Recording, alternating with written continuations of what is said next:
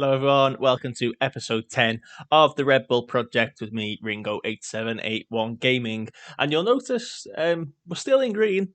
We're still in green. You'll have noticed from the thumbnail.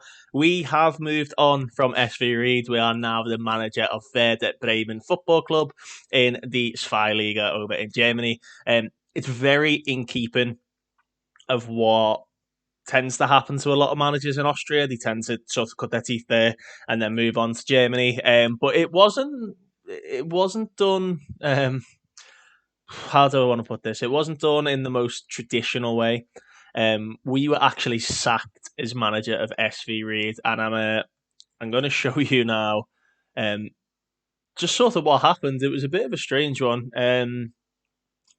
Let's see where they are now. They're second in the Tipico Bundesliga relegation group. Their new manager is actually a coach that I signed while I was there. It's Gert Van Heeren. Verheyen, sorry. He's actually very, very good. He's very, very, very good. I signed him as a coach most years, but he is now their manager. He's taken the reins from me. Interestingly, let's just see how they're playing before we go into it. He's playing 4-1-4-1. He's got Kamel playing in that holding role, Rocco Simic. Who's this guy? René Renner. Not a player I would have signed. He's got Kiergaard on the right wing. Montanagna, Lawrence Ferreira, Angel Lopez. Oh, I don't like that. He's got Lucas Beerwagen sat on the bench. They've got rid of Janušević. They're getting rid of Offenbacher. Oh, I don't like that. Hoffman is out on loan. Sitic is out on loan. What have they done, man?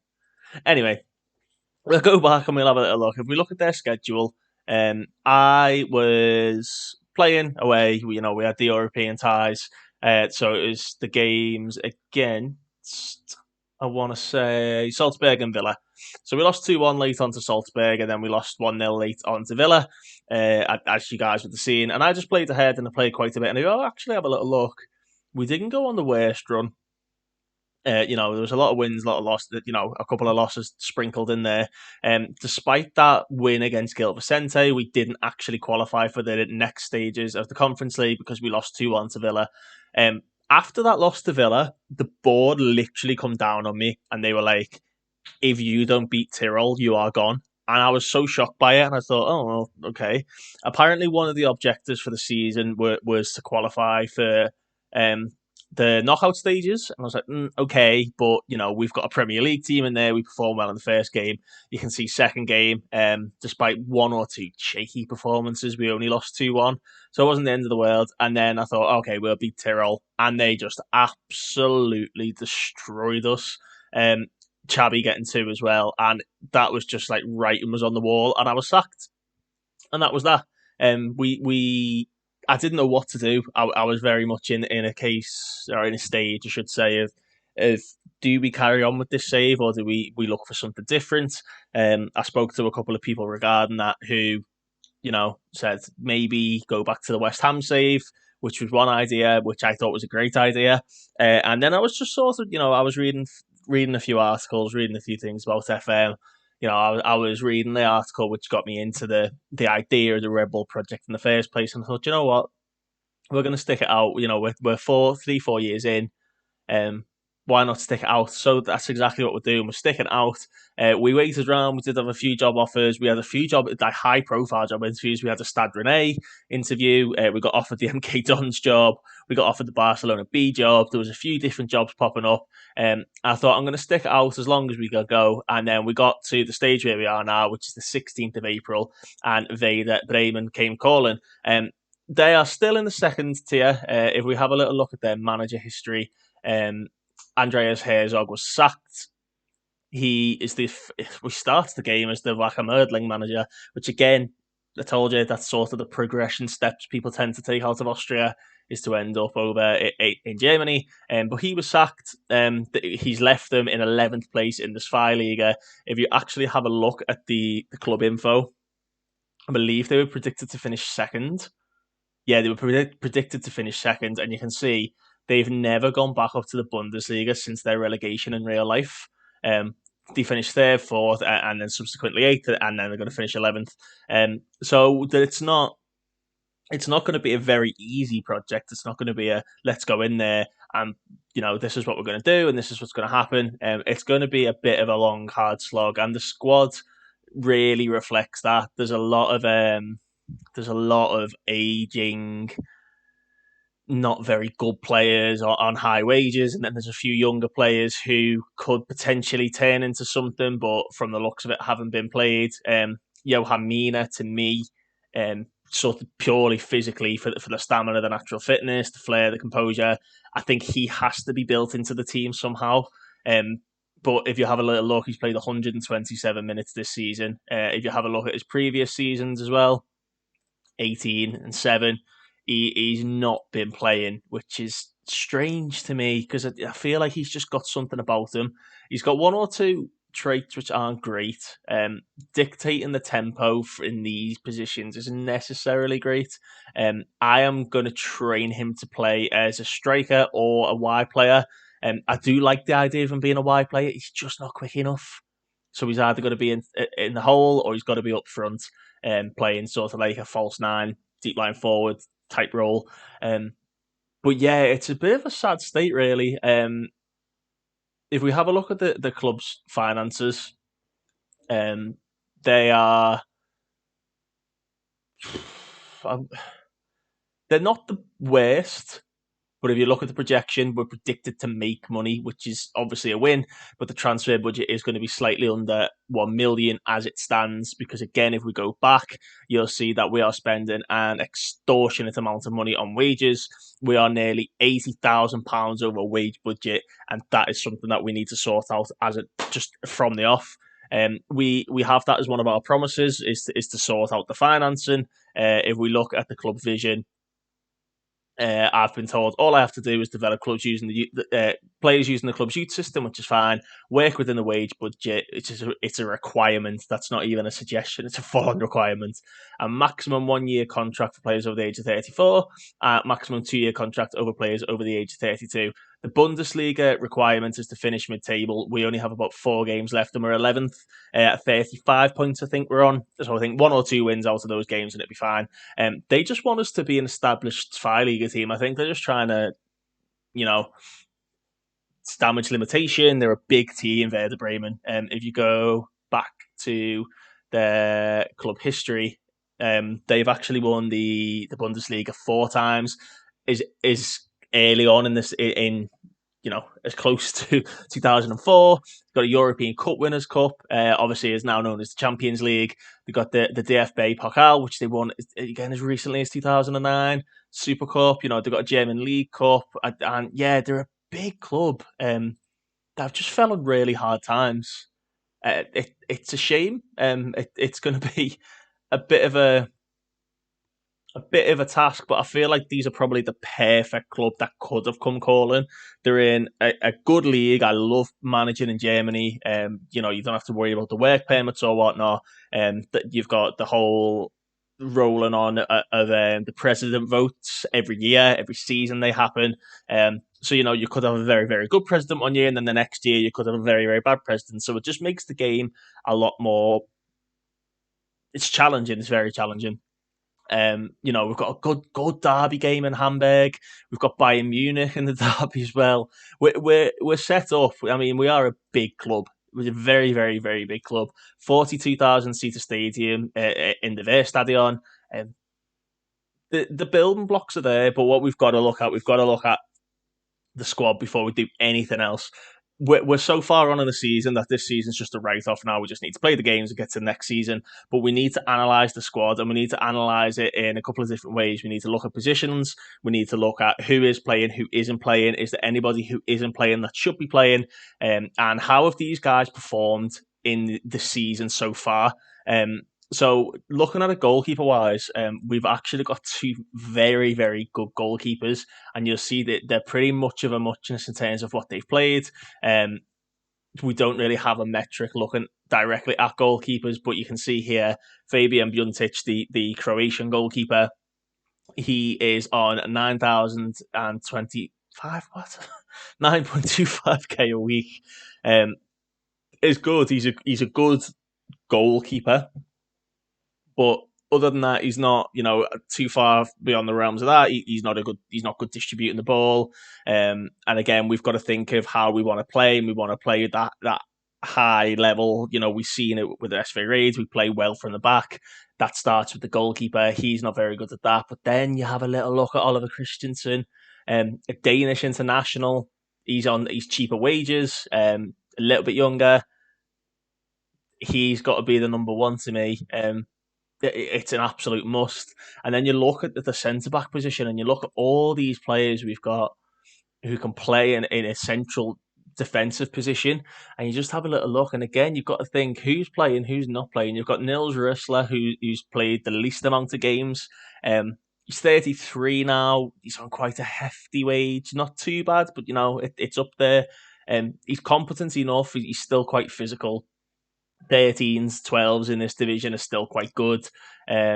Next lowest appearance maker is Tony Yanshka. Tony Yanshka is an icon of the German game. He's been around forever. Physically not there, but mentally is there. Technically, 5'10" for a centre back isn't very good, and he's on really high wages. So the decision has been made that Tony Yanshka, despite who he is and what he could potentially bring to the club, he is gone. He's getting lashed on that transfer list straight away. Obviously, we've got in our heads a few players that we've used in the past and we've used in different parts of the save, who I would absolutely in a heartbeat bring over to Bremen. But we've got to think of the finances.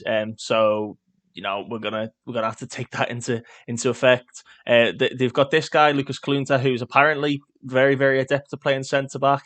He's wanted by Hanover, but you have a little look at him. He is 100% a wing back. He is not a centre back in the slightest. 6 foot, very, very quick, very physical.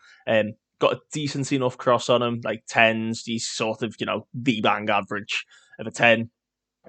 He's absolutely got to play fullback for me. And then you've got this guy. You've got Mike Narowski. He's very, very, very good. He's good bringing the ball out. He's a good ball playing centre back, as it suggests here. So again, he has to play. They've got Paul Seguin, who can literally play anywhere from the looks of him. He can play in the midfield. He can play wing back.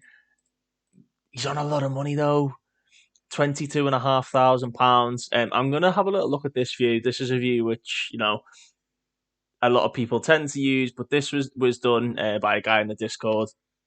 And this is basically how he, when he was at Brentford, managed to drop the debt by, I believe he said something like 14 million over the space of a couple of years. Straight away, that tells you all you need to know. There's a few players who are on astronomical money. Tony Yanshka being one. You've got Anthony Young, who was classed as only a squad player. Again, looks like he made a few appearances this season. Again, another player who's synonymous with the German game. Spent a lot of time. He's been at Leipzig. He's been at Ingolstadt, Frankfurt, and now currently at Bremen. Again, can sort of play all along the defence, but physically he's probably not there anymore, despite being competent mentally and technically. But for the wage that he's on and the price on his head, he's probably going to have to be moved on. So there's straight away looking at it, there's nearly 30 grand off your wage bill, and we're nearly 80 grand in the red. So again, he's another one. He's just going to have to go. And these players, a lot of them have got their contracts expiring, which we'll have a little look at here. If we click on the inbox, you will have a little look. Last year, the contract. Hubner, Yanshka, Young, Rösler, Leonardo Bittencourt. Leonardo Bittencourt is still a very competent, very good player, but man's on 25.5k a week. 31 doesn't mean he's bad because he's 31, but it means his physicals are going to start declining. He's only like a decent player for the squad. He's like the core of the squad. But again, 25k, he's going to have to go. We're basically doing a complete rebuild job, which I think is probably why they brought me in. It did say when I got the interview, my commitment to developing younger players and playing younger players was part of the deal. You'll see we've got a lot of young players who have got decent potential in them. just needs a bit of fine tuning. A few of them a little bit older than what we normally use. Again, Benjamin Hubner here can play a multitude of positions. Still very good technically and mentally, but 13, 14 grand, not going to get any better. I think he probably needs to go as well. So we'll stick him on the transfer list. Obviously, if they don't go, they don't go, but they're going to be gone at the end of the season anyway because their contracts are expiring. So we're not gonna do that. We're just going to be really, really ruthless. So again, there's another 15 grand off the wage bill. So there's 45 grand straight off the bat, and then you've got to think about what their squad status is.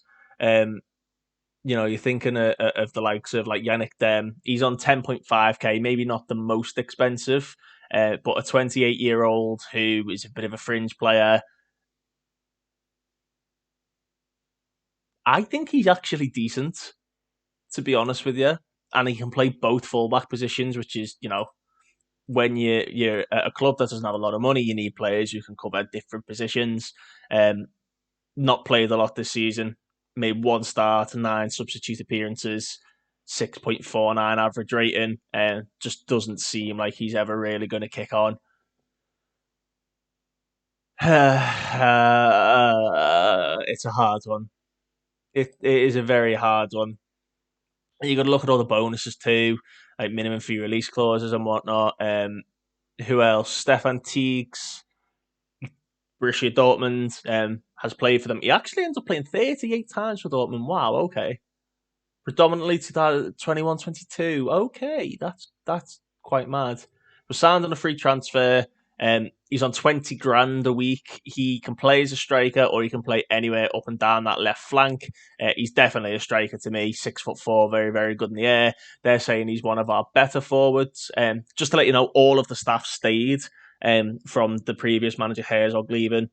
We aren't bringing many over, but we're sorting out the coaching. The scouting team. The scouting team was shocking, which you'd see how all the players are pretty bad. It tends to lead into that. But they actually class Stefan Teagues as our best striker.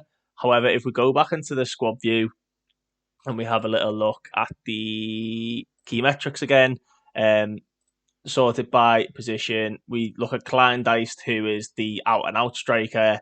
You look at Nicholas Schmidt, who plays 2, and then Stefan Teagues. All played fairly around, the same amount of games.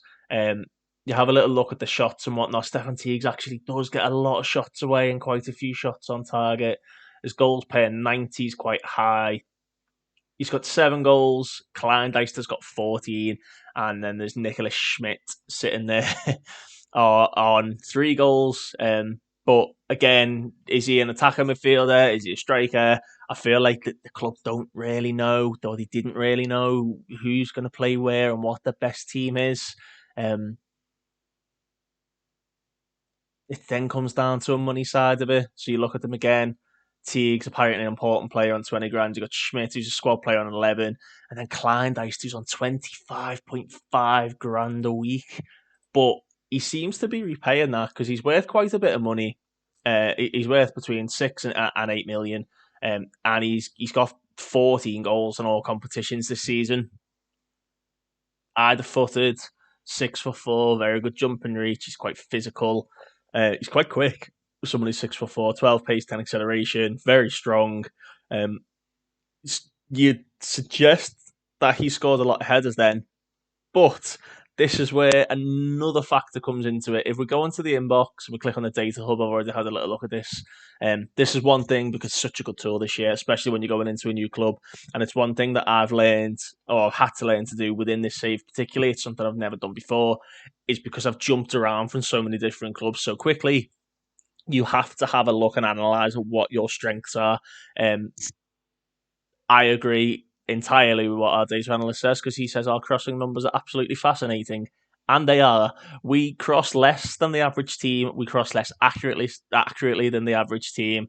And then if you have a little look and go on to our heading stats, so team, player, team, ask for heading. Oh,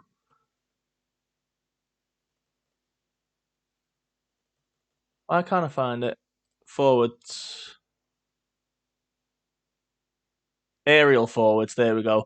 But then you have a look, and you've got Bruinig, you've got Kleindeist, and Teagues, who win a lot of headers. So this group's aerial statistics seem to be interesting. They attempt a high number of headers per 90 compared to average, with an excellent ratio of headers, and it's relative to forwards in the division. So how is our crossing so poor? We've got players there who win a lot of headers, and a lot of headers, including this guy Bruining, who he's on loan from Wolfsburg. He's wanted by Hanover at the end of his contract. He's 24 years of age. He's very like for like. Um, he's very, very, very like for like actually with Kleindeist. But again, he's not on a lot of money. I think we keep him and we try and get rid of Teagues. I mean, Teagues is here until 2028, but he was brought in on a free. He's on very, very high wages. He's not the best, despite what the data is telling us. I think he has to go. And again, I think if we can get 5 million in that fee for him, the club's losing money. He's on a very high wage. Oh, he's got a minimum fee release clause. There we go. I think we let him go. I think we let him go. We've not really got a choice. All these players are going to have to go. Seguin, again, you can play multitude of different positions, mainly in the middle and at right back. I think he's probably got enough about him to be kept around, but that injury's worrying. He's damaged his spine. He's out for 3 months. Probably get 5 million for him. It's very hard, man. Having to analyse this team. Where is he? Poor Seguin.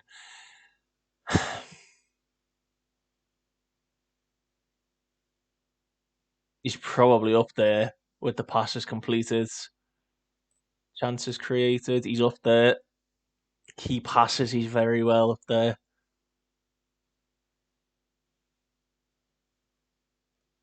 It is a very hard decision to make on who stays and who goes, but I think purely just because of the money that they're on, he's going to have to go too. I think he's going to have to.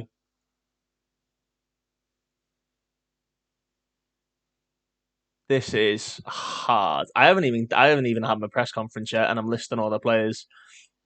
But I think we need to get rid of these. We need to then look in the under 23s. We need to have a look in the B team and see if there's anybody who's good enough to be brought up and play a part. Players like Johan Mina who haven't played but absolutely to me should play. They're the type of players we need to focus on. Again, Yannick Den, we've seen it. We identified him. He's had a lot of money, hasn't played an awful lot. So he's going to be going. There's Lucas Schalks as well. He's not played at all. He's played 132 minutes of football this season. Am I right at the end of it? Can literally play all over the park, apart from the right hand side and up front. Dictates the tempo and stops the play. Came in on a free again. Do we keep him?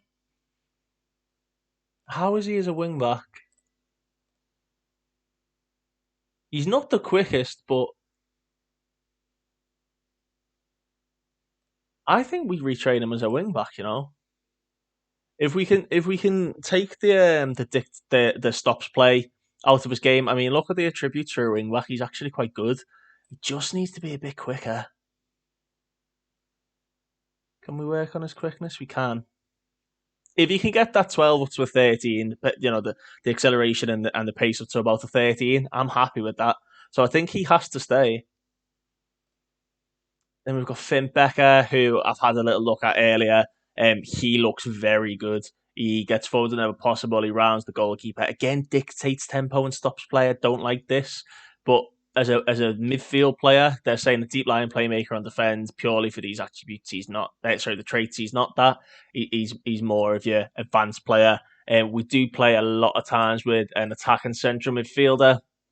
I feel like he could potentially play that quite well, and the traits make him a bit more dynamic than a sort of box to box type player. And then we've got Sebastian Veselides, who I've used it in previous saves on previous years. He came over from Paderborn, Arminia Bielefeld, and Augsburg. He's had a bit of a stopgap, a few different places. Greek international footballer. Again, gets forward whenever possible. He looks for pass rather than attempting to score, and he dives into the tackles. Box-to-box midfielder, maybe. His passing's not great. That's a bit of a concern. But again, I think we need to try and build that core around Besselidis and Becker. Nils Sufert is another one who's not really played. Dictates the tempo. Very good passing and vision. Depending on the formation that we want to play, which we have not decided yet. I was thinking maybe the 4-3-3 and we try and keep it as we have been doing with the high intensity and whatnot, but because we've not really got any fast strikers, we need to try and keep them up and in the box as high as possible. So ball's got to be sprayed out wide. We've got to get that ball into the middle of the park. Passing 14, vision 14. Decent enough tackling. Yeah, and you see all these players that they've brought in for either free or for like low value, but don't actually do anything. They don't provide any sort of like reprise, or they don't seem to add value to this team at all. Seifert's going to stay. We're going to try and keep him in there. We've got this guy on loan, Paul Neville. He's on loan from Mainz, 22 years of age. Okay, he's okay. We like him. He's a winger, or potentially even a wing back. Either footed. He's Irish. He's German and Irish. Strange. Can we see what they're saying his preferred foot? No, we can't. So yeah, okay. So Neville's got to stay. I mean, he's only on loan. Marlon Ritter, who's been there or thereabouts. Again, he's not on the highest wage, but he's very, very creative in terms of being a good set piece man. He's got very good passing. So he's only made 4 starts this season, but if you have a look at his passing, he's up there actually with Seguin, close enough to what Seguin's doing. A lot of key passes. 13 key passes is decent for someone who's only played like 4 games on the off. A couple of assists as well. 3 clear-cut chances created. I think Becker's made 15. Marlon Ritter. What are you? What are you? What's your position? I mean, he could be kind of an inverted winger, but it's got to be support because he's not quick enough. I think we keep Marlon Ritter about, again, just until we sort of figure out where we want to go. Schmidt, we've seen. Benjamin Goller, I think, is already leaving. Yeah, he's joining Chicago Fire, which is a bit of a shame because he looks okay. And to be honest with you, I think we list Buntich, and I think we bring a younger goalkeeper either through from the academy or from the bench, from the transfer list, and try and bring somebody in who can develop a little bit more development centre wise. They're saying Yasha Brandt, who doesn't look ready, to be honest. Constantine Doniales doesn't look ready either. And then Nanskishi looks ready. I think he needs to be in the first team.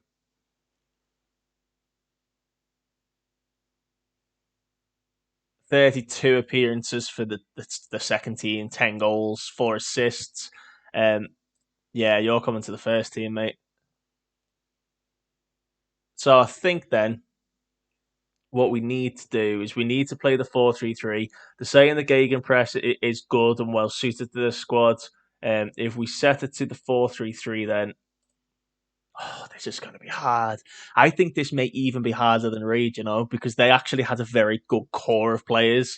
I'm not saying that these don't. I'm just saying that they seem to have more of an idea, and we had a very clear flow of how we were going to play. We had 3 very good centre backs. We used 3 very good centre backs. Tactical style, we're going to keep the same as what we were doing at Leifering, and our our sort of Red Bull philosophy, which is playing out of the defence. We want to hit early crosses. We want to play it wide. We want a higher tempo. We want to get those crosses into the box. In transition, we're going to counter and counter press. Out of possession, we're going to actually drop that a little bit because we're not as quick at the back there. We're going to drop the press and we're going to change that from get stuck into just normal. And we're going to try and keep the forwards as high into the box as possible. So then, Christensen is the boy in goal. That is exactly how he's going to play. Not got the best kick, and we'll keep it as sweeper, keeper, defend for now. These guys, the fullbacks, are going to be very important for this team. We've already identified that Klunt is probably one of the better players. He's going to be a nice wing back on support. He's get further forward, run wide with the ball. He's going to cross more often, and I'm going to tell him to cross from deep as well. Left hand side, I don't even feel like we've got a proper fullback. We've got Teagues, we've got Young, and we've got Dem. I think Jung for now until the end of the season, and he can play as a wing back on defend. He's gonna sit deep. He's gonna cross the ball, cross from deep, cross more often. The two main centre backs then. Narohi's got to play,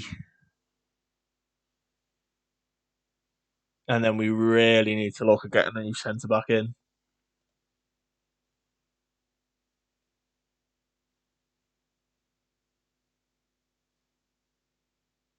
Yeah, I'm happy with him playing as a ball playing defender.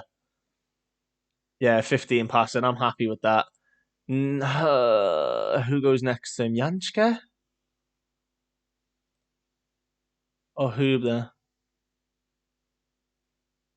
I feel like Yanshka's the better of the two. Let's go Hubner.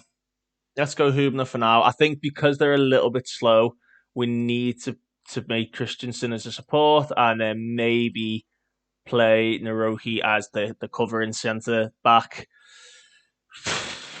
DM then, we've already discussed. I believe this guy's the best.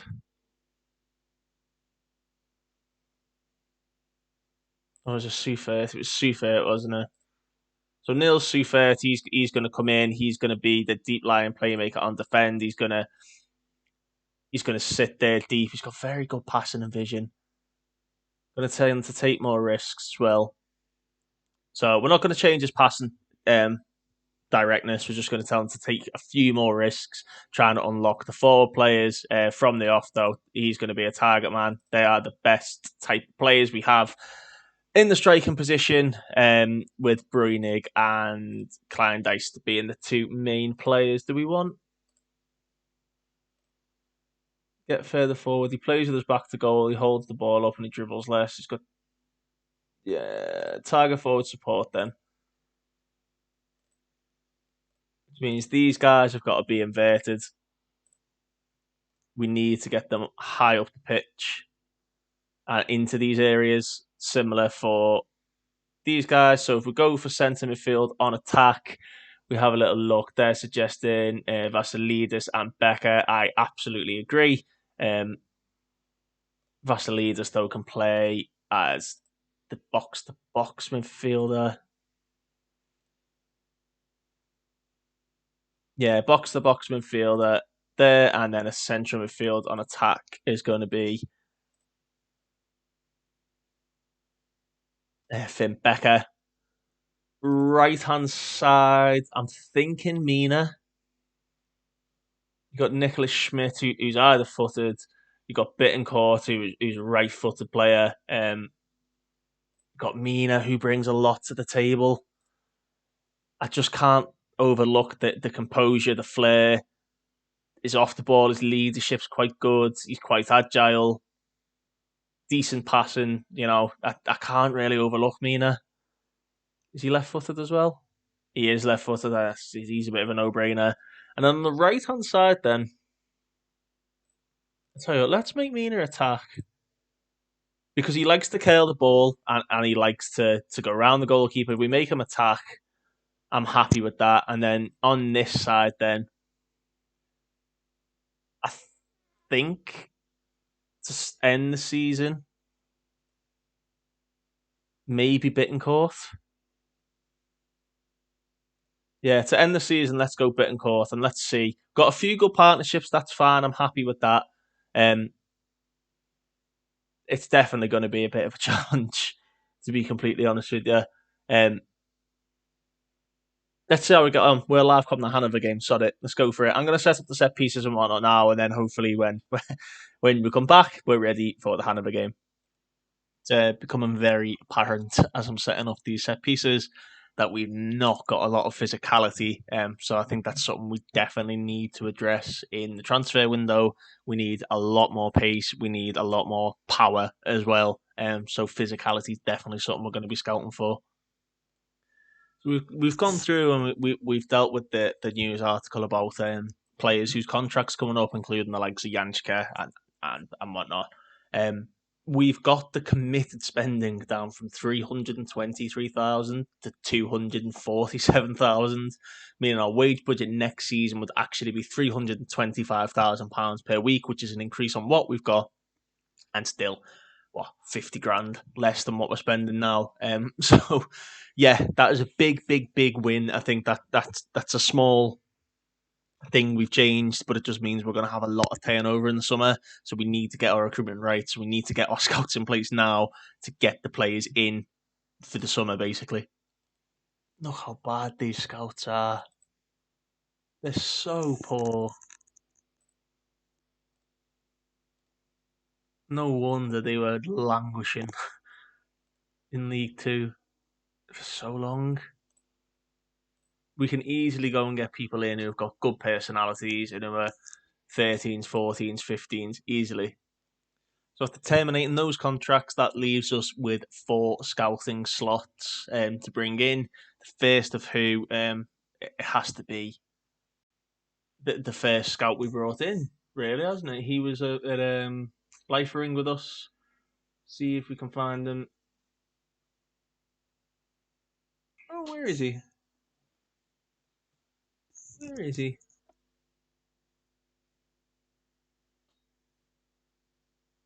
Why can't we find him? It's not him. Hmm. Where is he? Tito, where's Vicente gone?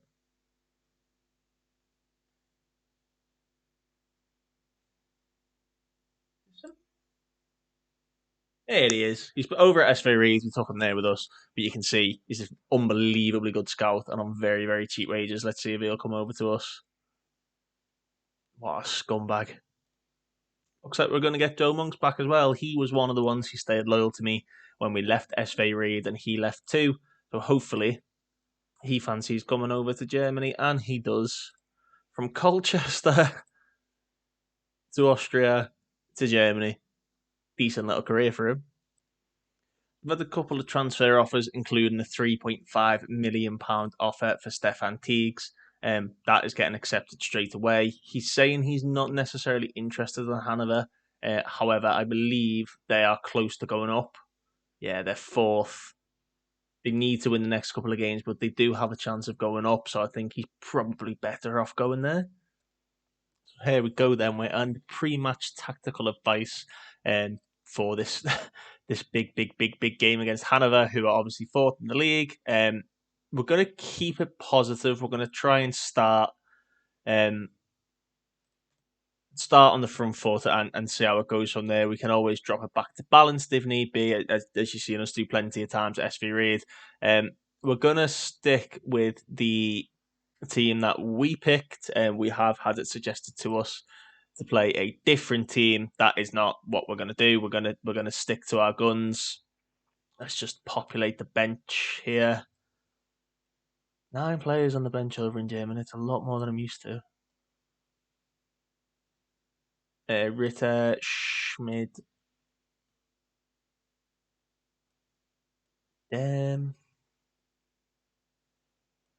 Julian Shacks. We're going to bring Nanshiki on there too. Nankishi. We're going to put Broing on there for Buntic as well. That's purely just so we've got that like for like replacement if need be. But we are keeping Klein Deist up there for now, and we'll see how he gets on. I'm hoping and praying that he has a good game because I like the look of him. If it turns out that he's only really scoring offset pieces and whatnot, and he's not really providing anything in open play, we may look to move him on. Again, he was worth about £7 million, and there's a young lad called Lou Reichel who I am absolutely in love with, who would definitely do a job in this division. So if we can get him in for around £7 million, then we're going to do that. Let's see what the Justin. We're going to pump our fist. The fans are really up for it. No one's really motivated. We're just hoping we can get off on the front foot. Nice big stadium, nice Bundesliga branding as well. I'm liking that. That's quite nice. Feels a lot more official than what it was. Let's see our first game as manager of SV Werder Bremen here against Hanover. We're not going to see as high and intensive pressing game that we saw at the likes of Raid and Leifering, purely because of the age and the state of the squad. As I mentioned a little bit earlier on the video, physicality is a big, big, big issue for this team. So we need to make sure we're better on the ball, we don't have a lot of turnover in possession, and build our way from there. Got a corner which Jung's going to deliver. We've hit the bloody crossbar, haven't we? Klein Deist has hit the crossbar. Oh, you just see that we're getting absolutely dominated in possession. So I think if we drop that to balanced and we drop it to a shorter passing, a shorter passing at a lower tempo, hopefully we can just move the ball around a little bit more, sort of retain a bit more possession, and try and work the ball out to those wide areas to get Klein Deist on the ball. We don't want to work it into the box. We need to get those balls into him. We've got a goal kick. We're going to work it out from the back. There's Vasilidis to Becker.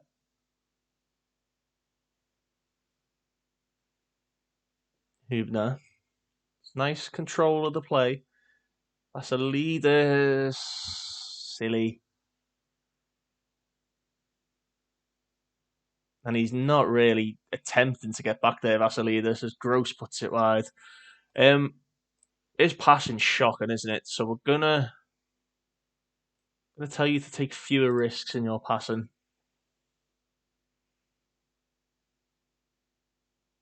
The corner now to Hanover, which Gross will take. It's headed away. Here's Bittencourt. We have got a bit of pace on the counter. Bittencourt is just giving it away. Cantero squeezes it through.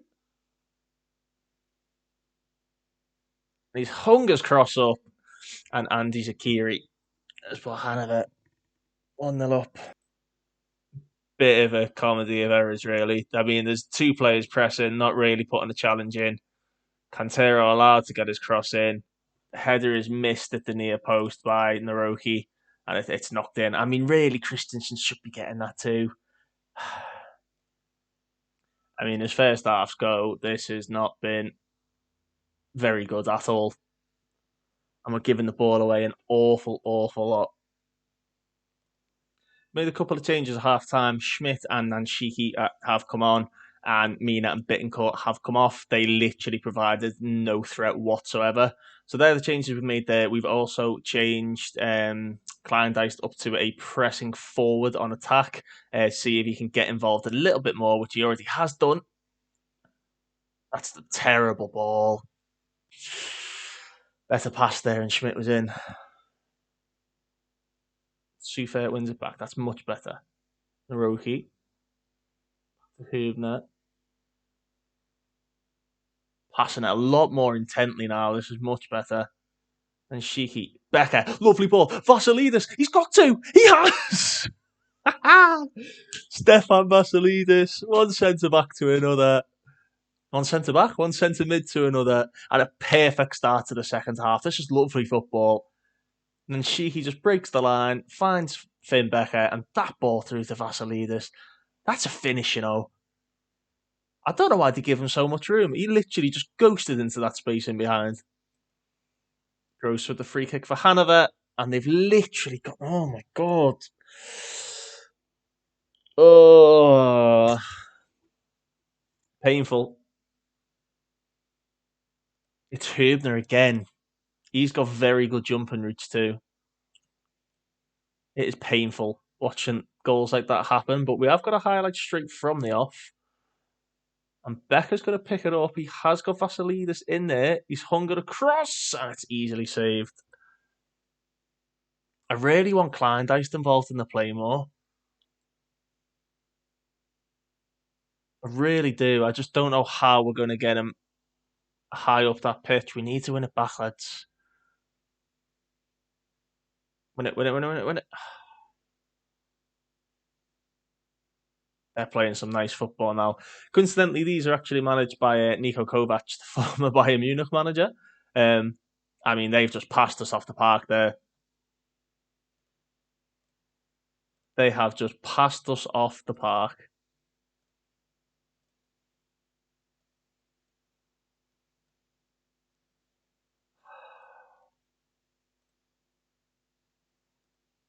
I mean, it's very much been a case of them being better in certain areas of the pitch, but absolutely a catalogue of errors at the back. I feel like in the forward areas, maybe not so much wide, but sort of midfield and up front, we've not actually done too badly.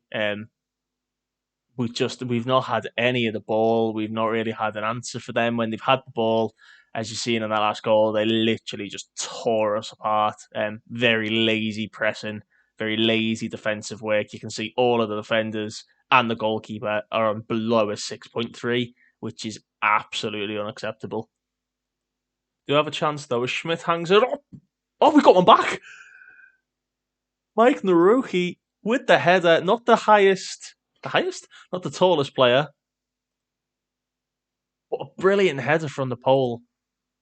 And we've managed to get one back, and there could be something in this.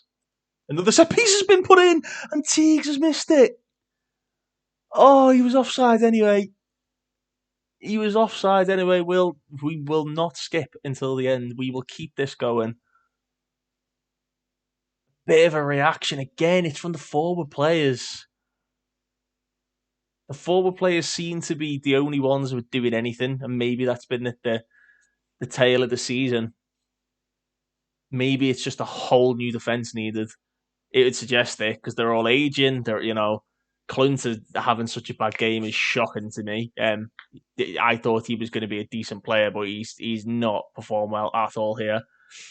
But if we can win this, which we have, and try and build it from there, here's Clunter. He'll run with it and swing it into back. Oh, Becker. He got his head on it. He got into the area. He got ahead to it. But that was the chance, and that is going to be the end of the game probably. But here's Teagues with about 15 seconds left. That is absolutely abysmal. Wow. That was abysmal from Stefan Teagues. That is embarrassingly bad. That is not good play at all. So that's going to be the end of that episode then. We've had to throw a few fines out, discipline a few players, and see where we go from there. And hopefully we can pick up against Nuremberg in our next game, and sort of build a little bit of momentum going into the final stages of the season. But luckily we're not getting marked on these next 4 games. It's a bit of a blessing really, because if they put in a performance like that, it's not going to happen. But anyway, thank you very much for watching. We're on to the next stage of the Red Bull project. I have been Ringo at 781 Gaming, and thank you all for coming, and we'll see you all next time.